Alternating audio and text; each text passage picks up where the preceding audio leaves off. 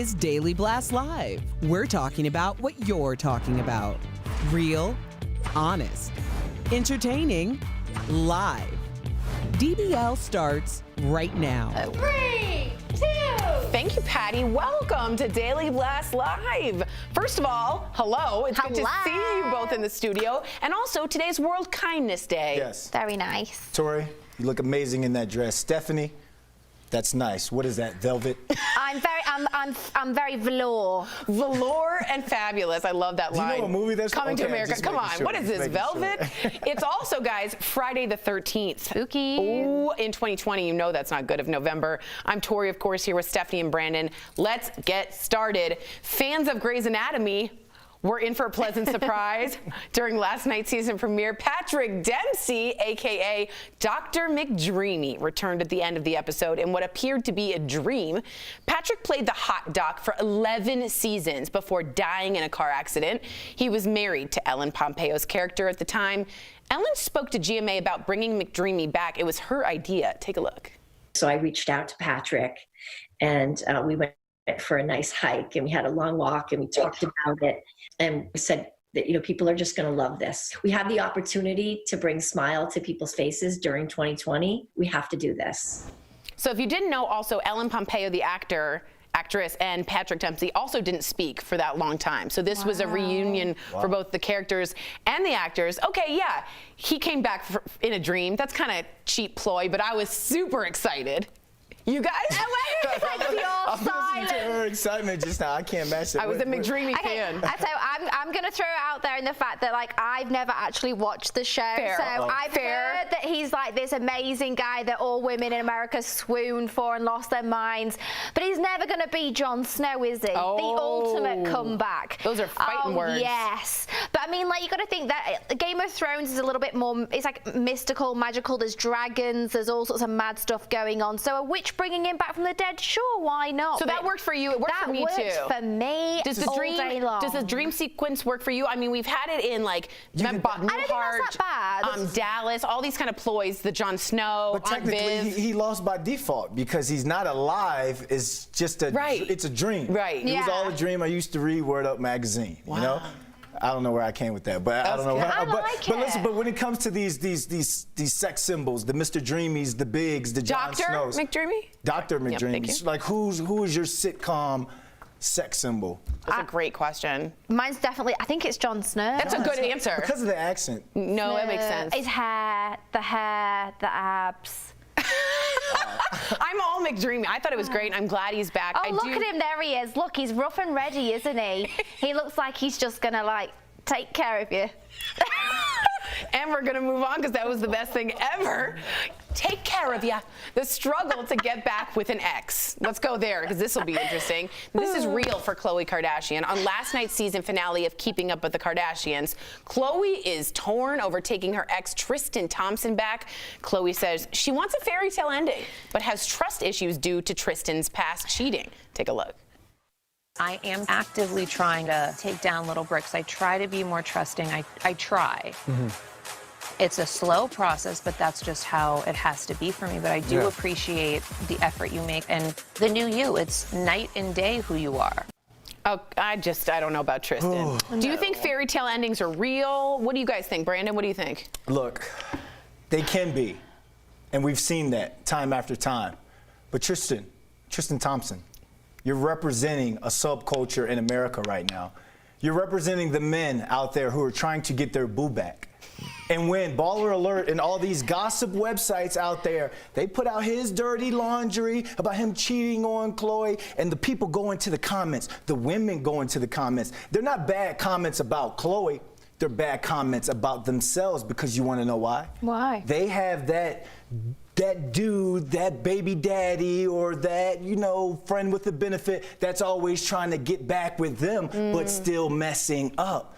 Consistency is key. So Tristan, you're representing a subculture here. Wait. You get what I think so, but he cheated, so he should get bad comments. But getting his boo back, now it's like Erica Cobb. Oh, Everyone it's like deserves a comeback. He's getting his comeback. Does he deserve I don't don't think he deserves Yeah. the That's the comeback. mother of his kid. Yeah, and he also cheated on her numerous times and made her look like a fool when she was pregnant with his child, and also did the same to the previous person. So he's a really stellar guy. I don't know what Chloe's messing around for.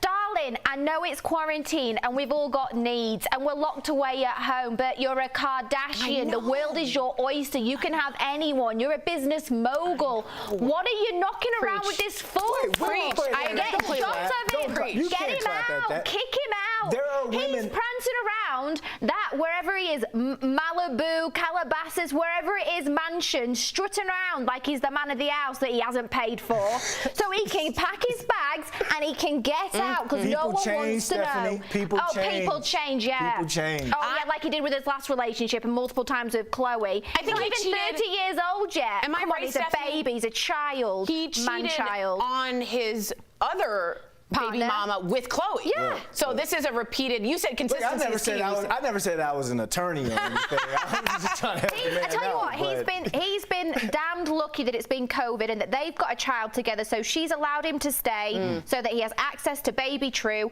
And now he's had a bit too much fun, and it's time for you to go home, love. Wow. All right. Wow. Tell us how you really think. Yeah. That joke never flies with anyone. All right. That was good. I really appreciate that. And I think poor Chloe, man. Poor Lamar Chloe. Odom and this whole thing, and she supported him the whole way. And now this thing is like, come on. All right. The wedding between Prince Charles and Diana was considered, as we said, a fairy tale at the time.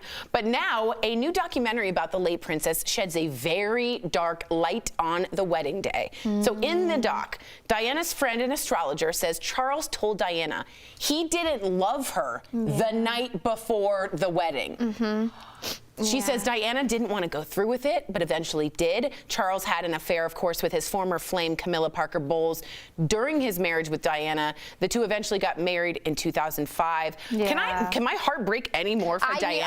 I've heard of this before. This is like in England. This has been a long time rumor, and Really? it's true. Yeah, so Prince Charles was always in love with Camilla, but for whatever reason, the royal family didn't feel as though she was the right fit, and it was kind of a bit of an arranged situation. She was very heavily in love with James Hewitt, a British former cavalry officer, and she said that she was really in love with him too, and then they said they were going to give it a go. But Charles, there was in a very famous quote by Diana, she said the relationship was always crowded. There was always- one too many people in there. Yeah. There was always 3 people in my marriage. Yeah. I remember she snuck someone in to at least talk about that. I feel like Camilla Parker Bowles was probably so much more part of that marriage than we even know. Oh yeah, for years and years. Even and on the years. wedding day. Oh, even on the wedding day. Yeah, that's there's lots of rumors of what happened the days before. Wow. So, Wow. But I don't know. They're together now. I don't think the British. What do you think the British people like? Do you like Camilla? They'll never accept Camilla fully, and they'll never accept Charles fully. And even though he's next in line for the crown, I just don't see it. The right thing to do would be for him to pass it to William. Oh, interesting. Because I don't think they'll never accept him and Camilla. Never. And is that because of the cheating on Diana and she was so Yes, beloved? Okay. definitely. Wow. Yeah, I was She's thinking. on such a pedestal. Yeah. She was the Yeah. people's princess. I loved her. All right. Wow. Such good insight, Learn right? something new every day. Yeah. I was sitting here praying like, please don't pass it to me because I have nothing to contribute to this. That's hilarious. But I do think it's interesting when we think of prince and princesses and the fairy tale. She certainly had, amongst eating disorders, she was never particularly very happy. No, and imagine as well, like I remember everyone on that day when she was getting married, she just looked like this vision of, every little girl's dream. She's wearing this huge With the shoulder pads, dress right. that went on forever and ever. Yes. And, it was so beautiful, and everyone she thought didn't look she happy, had the did she? dream. Like, unhappy no. inside. Yeah, she never Unhappy looked inside. I think she really wanted Charles to love her, and she Yeah. really put herself out there and just got a cold, wet fish slap in the face. We're going to end on that. That was exactly how we got to end. Great button. Cold, wet, fish slap in the face. Coming up on DBL, we're catching up with screen icon, another fish, Lawrence Fishburne. Ooh. From Boys in the Hood to his new show, all about history's greatest mysteries. He's got a lot to talk about. And these boots are made for men. Stephanie has the hottest style tips for rocking boots. Next in Fashion Fix Friday.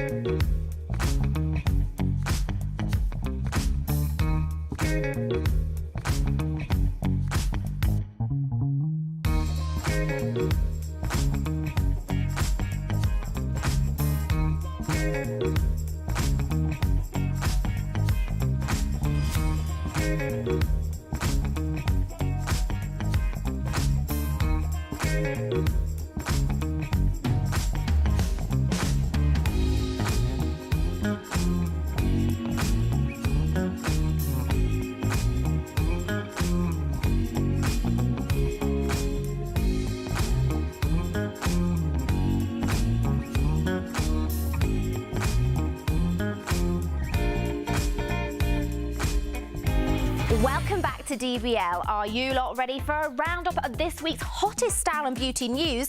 If you said yes, which you're better off, it's time for Fashion Fix Friday. Now, baby, it is cold outside, and you know what that means? It is boot season. And gentlemen, this winter, your boots are made for strutting. And I know picking out the perfect soulmate can be daunting, so I'm here to help with the boots do's and don'ts. First up, the do's. Do know the different types of boots. Everyone loves a lumberjack, but you don't always have to pick a rugged look. There's leather and suede boots for more formal occasions, and also do match your trousers. Stick to jeans and chinos as much as possible and avoid slacks and suits. Now for don'ts, don't clean your boots incorrectly. Leather boots need polish, but the same would ruin suede. And finally, don't wear pants that are too long. Try to have your trousers hem graze the top of your boot for the best look. And unless you're digging for clams, make sure that they're not too short either. And speaking of boots, there's one star that knows how to rock a combat boot on the red carpet, and she is reporting for duty. Check out Alicia Keys' look for the MTV European Music Awards, decked out in a Moschino ensemble. Alicia is combining this autumn's fondness for all things cozy with her signature laid-back flair. She recently opened up about her stripped-down style of hers in Glamour UK, and she told the magazine that she famously stopped wearing makeup in 2016 because she was addicted to it. The singer says that she wouldn't leave the house without it and decided that au naturel was the name of the game. That's worth saluting, Alicia. And from Alicia's style to maternity style.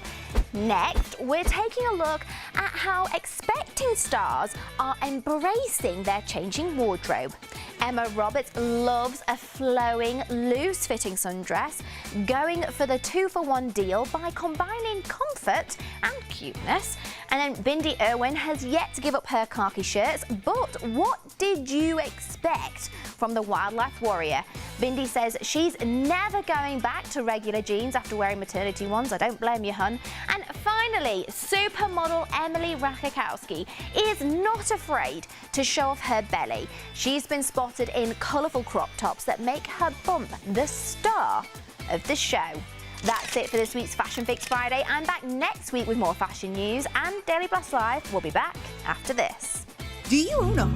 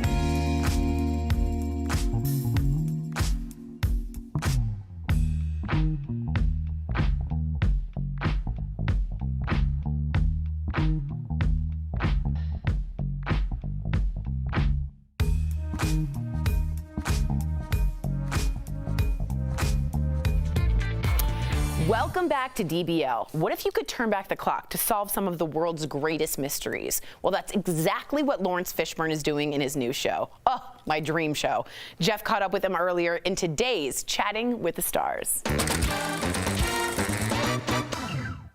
Lawrence Fishburne, thank you so much for joining us here on Daily Blast Live to talk all about history's greatest mysteries, which I watched last night. I have a lot of questions for you. But first, I got to know, Lawrence, for those of you who don't know, your first role was on Apocalypse Now alongside the great Martin Sheen. And it turns out, while you are on set, you actually saved his son Emilio from drowning. Now, I want to know, did you ever get a thank you phone call?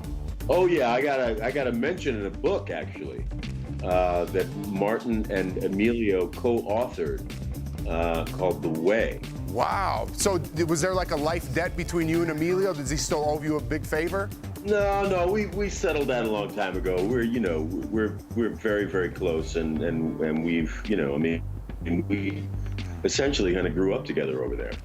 Well, I love that, and very nonchalant about it. So, good man, Lawrence Fishburne. So, for your new series, History's Greatest Mysteries, Lawrence, it's diving into mysteries like Roswell and the Titanic. But for me, the greatest mystery, which the first episode is all about, is D.B. Cooper. So, here's the big question. Do you think D.B. Cooper survived, and will they ever catch him? I don't want any spoilers, though, for the first episode. Well, that's the great thing about this show. I mean, it deals with these incidents that you kind of know about, but that have never been clearly answered or defined. And there are all kinds of people who you meet on the show who have been investigating things like Roswell and the Titanic and Shackleton ship. To try and get to the bottom of it and shed light on it. And they do, in fact, shed a lot of light on these subjects.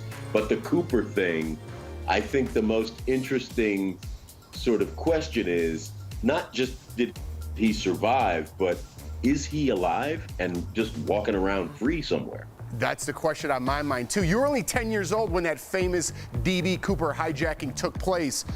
Were there any other famous? Right. Yeah, were there any other famous cases that you were interested in while filming this series that came up? I mean, I was always kind of interested in the Titanic thing, like I think most people are, just because of the size of the ship and what that represented during the time in which that ship, you know, was on its maiden voyage. I mean, this thing was the latest in technology. It was built to be able to, you know, deal with icebergs and waves and all kinds of stuff. And it could not, you know, withstand the forces of nature. So I think we're all kind of fascinated by that story. Now, the real question is, do you think Leo and, is her name Grace from the Titanic, could have both fit on that door? That's a question. Rose. That Leo and Rose could have fit on the door from the movie Titanic? Yeah, I would hope so. All right. That's just an eternal question. All right, before I go, I wanted to tell you one of my favorite characters. You have so many, Lawrence, over the years. It's too many to count. But Jason Fury Styles from Boys in the Hood, I don't know why. I would watch that movie growing up 100 times. I got to know, Lawrence, one of my favorite parts in that movie. Is the song Ooh Child by the 5 Stair Steps really one of your favorite songs? Oh, wait a minute. Oh, listen to this song. I love this song. Things are gonna get easier. Ooh, child, things are getting brighter. Of course it is. Absolutely. How could it not be? That's one of my favorite parts of that great movie, Lawrence. Yeah, it's beautiful. Beautiful, beautiful. Lawrence, thanks for taking the time. Mr. Fishburne, thank you so much for chatting with us here on DBL. And everybody, don't forget to catch History's Greatest Mysteries this Saturday night on the History Channel. Again, thank you again, Lawrence. Thank you so much. Bye-bye. Bye-bye. We'll be right back, everybody. Promotional consideration is brought to you by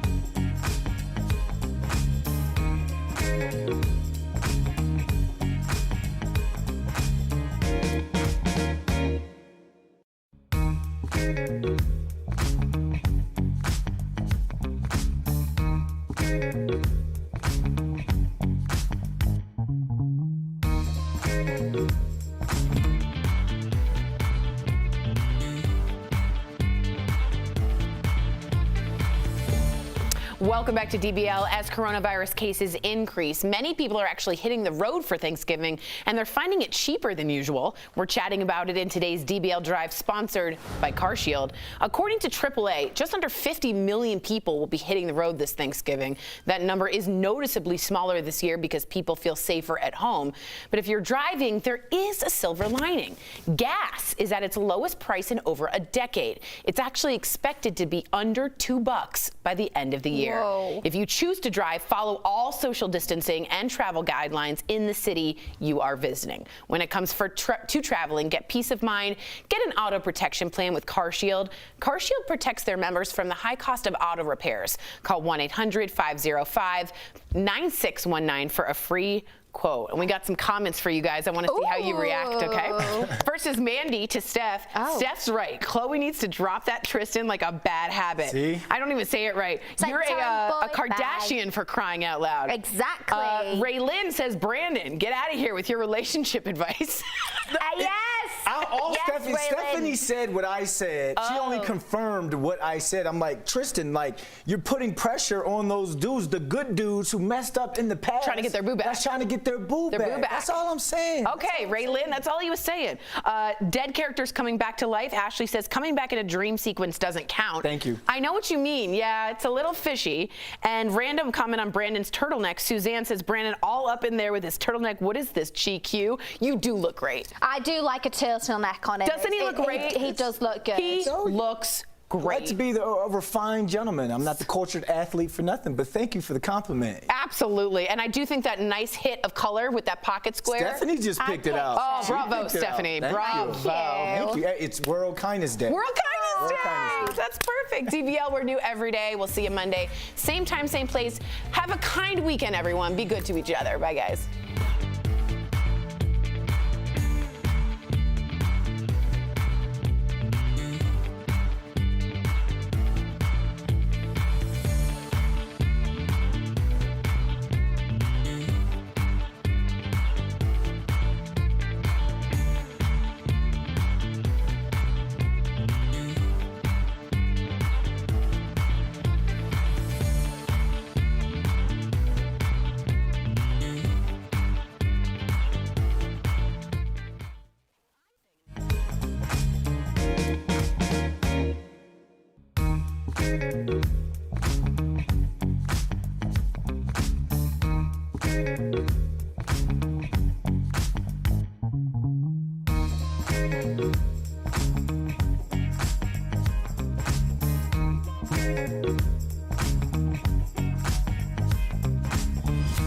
Thank you.